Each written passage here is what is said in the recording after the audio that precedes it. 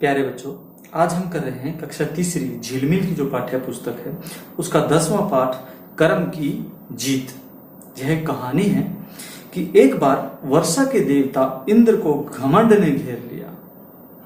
घमंड। वे सोचने लगे कि मेरे कारण ही धरती की खुशहाली है।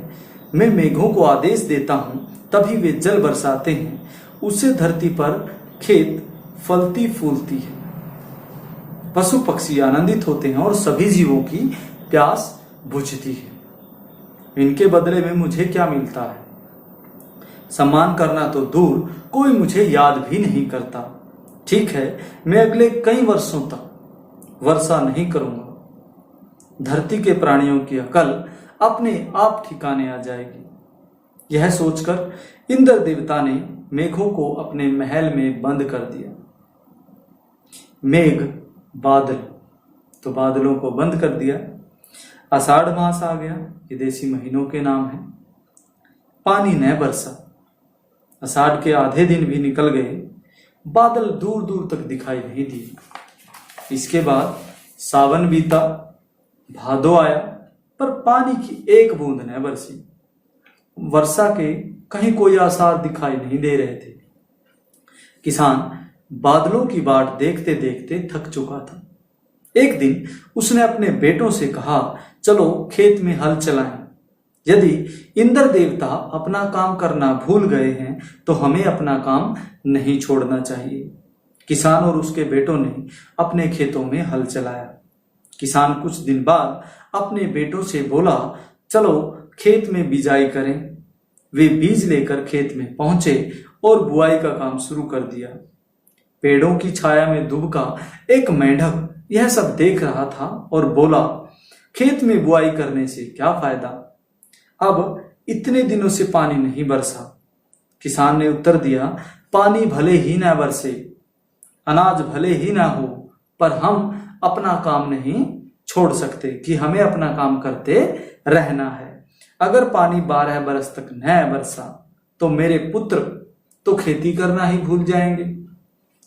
इस प्रकार ये बात सुनकर मेंढकी ने जब यह बात सुनी तो मेंढक के साथ जो मेंढकी थी उसने जब यह बात सुनी तो वह बोल पड़ी, हाँ भाई, तुम्हारी बात ठीक है, चलो हम भी अपना काम करें। इतना कहकर मेंढक और मेंढकी दोनों टर्टर टर्टर करने लगे।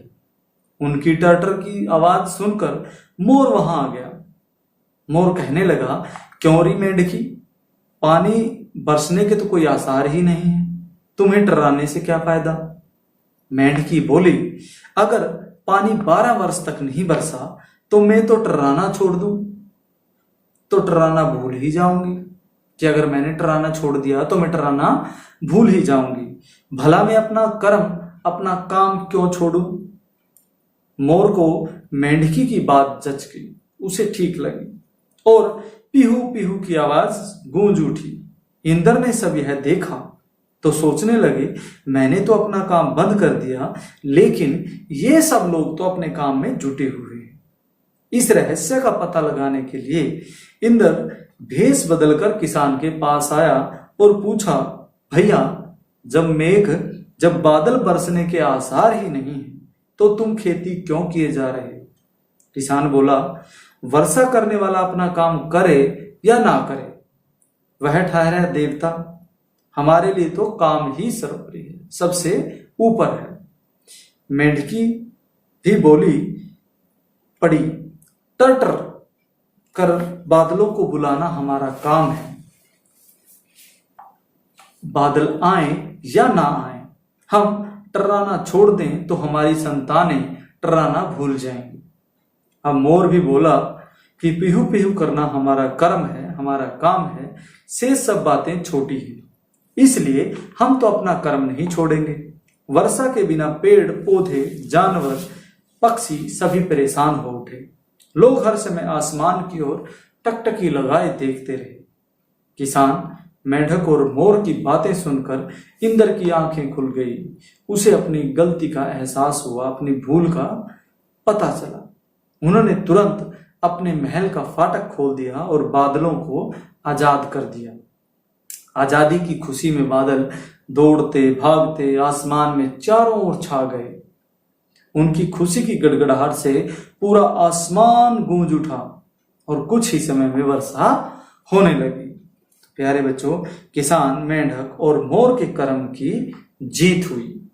गीता में भी कहा गया है, कर्मण्येवाधिकारस्ते मा फलेषु कदाचन। तो प्यारे बच्चे, हमें कभी भी अपना कर्म, अपना कार्य है नहीं छोड़ना चाहिए। जिस प्रकार आप सभी आज घर पे हो, तो हमें उसी प्रकार मन लगाकर पढ़ाई करनी चाहिए। तो ये थी आपकी कहानी कर्म की जीत।